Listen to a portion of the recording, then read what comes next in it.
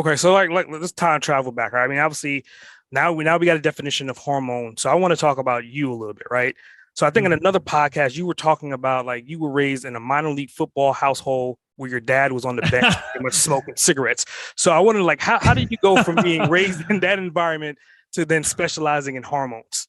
Yeah, and that's a really great question. I grew up in I actually grew up separate from my father, but that's a fun story to tell. He was a minor league football player. The dude smoked cigs. It was kind of setting the stage of the environment that a lot of us grew up in, which is complete lack of any type of nutrition or health education, right? So that story is always kind of, throws it right into your face. Like that's what we grew up in. Yeah. I grew up with a single mom. I was kind of raised by my grandma and my mom together. We didn't know anything about nutrition. We ate what we had.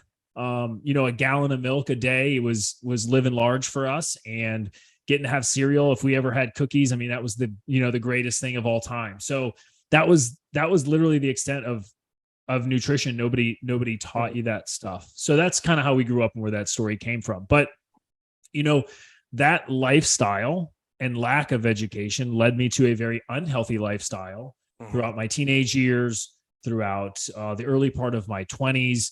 I mean, I'm a millennial. Had very little direction in life, didn't know what you want to be. You find yourself drinking, partying, smoking cigs, doing all kinds of stuff that's detrimental to your health. And one day somebody kind of slapped it out of me and was like, hey man, why don't you just stop doing that kind of crap and come to the gym? And that was literally the start of kind of all of this stuff. Now that was years and years ago, but with that gym, what that friend did for me when he brought me to the gym that one day was he taught me, and he doesn't know that he did it. And it's kind of how all these things snowballed and compounded. But what fitness and the gym and health and nutrition taught me was discipline and delayed gratification, which is, to be honest, how we build our entire business structure now moving forward, whether it's, fitness, health, nutrition, hormone products, whatever that is, our core virtues. And we use the word virtue instead of value, because virtue is something that you execute, that you do. Values are just something that you believe in.